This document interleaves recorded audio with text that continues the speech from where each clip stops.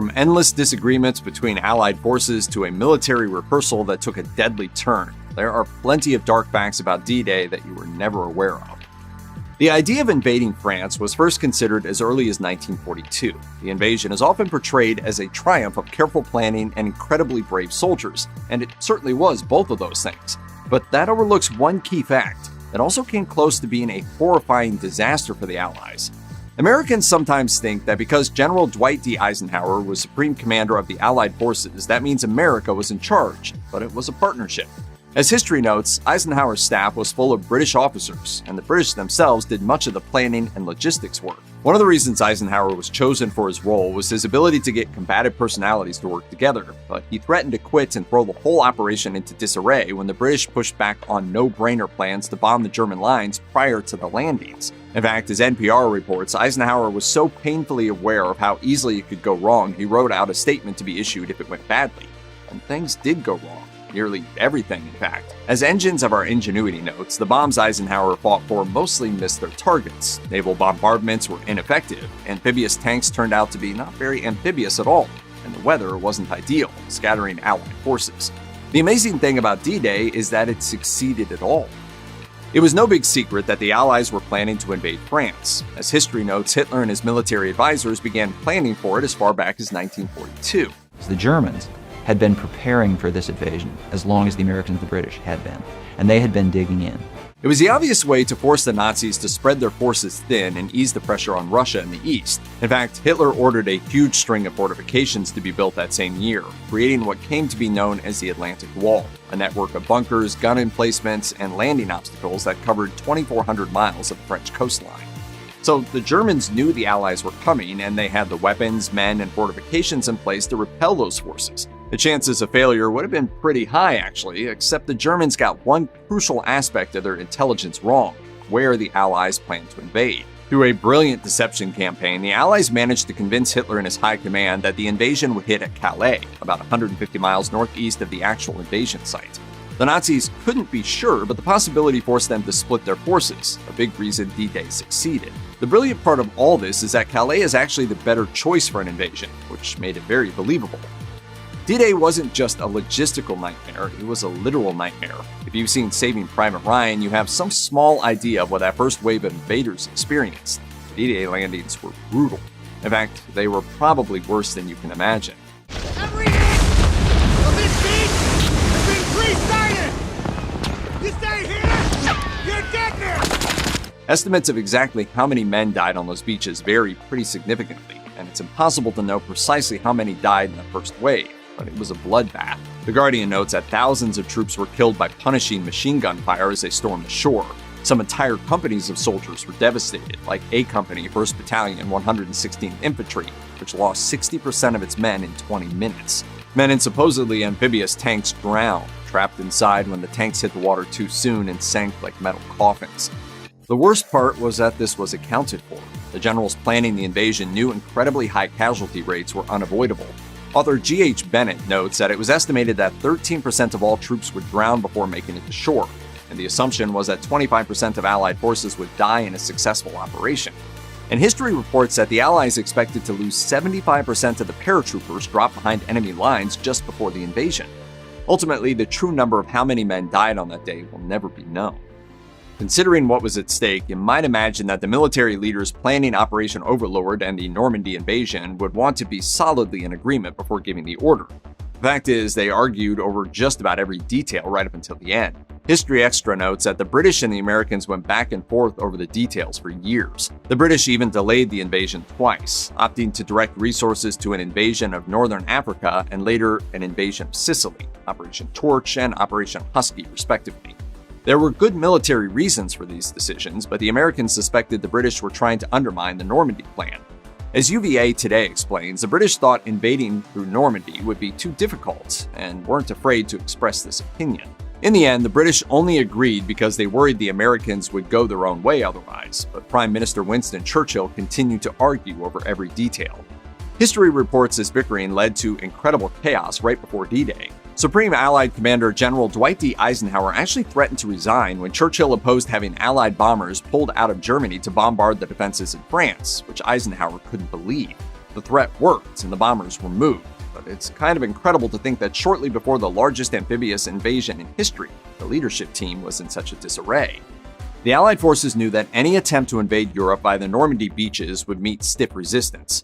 As Time notes, the German army spent more than 3 years and incredible resources building a series of impressive defenses called the Atlantic Wall. The series of bunkers and gun emplacements were just the outer edge of German defenses. They'd been in France for years at this point, and there were real concerns that armored divisions and reinforcements from France's interior would lead to an Allied defeat.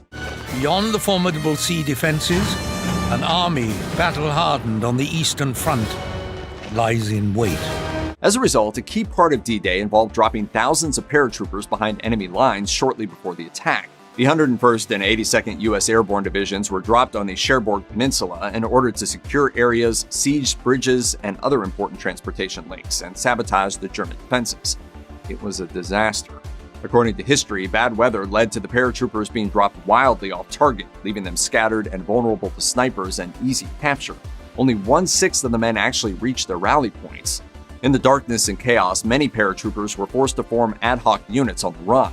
Many drowned when they accidentally landed in flooded ditches or in rivers. The fact that paratroopers still managed to carry out their mission is nothing short of incredible.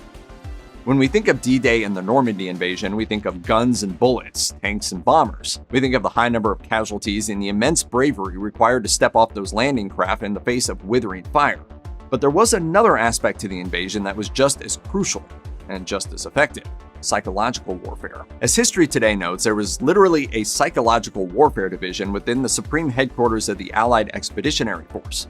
And the British Political Warfare Executive and the United States Office of Strategic Services collaborated on several psychological warfare operations. As noted by author David Welch, one of their main projects was Nachrichten für die Truppe, or News for the Troops. This was a newspaper designed to look like a legitimate news publication that mixed actual news and other stories with blatant propaganda designed to lower German morale. Close to 1 million copies were dropped in France just before the invasion.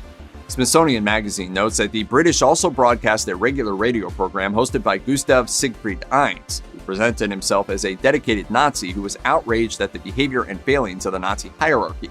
As Coffee or Die notes, the psychological warfare was deemed a success because Nazi officers complained about their effect, and because so many German prisoners of war were found with the newspapers and other leaflets in their pockets.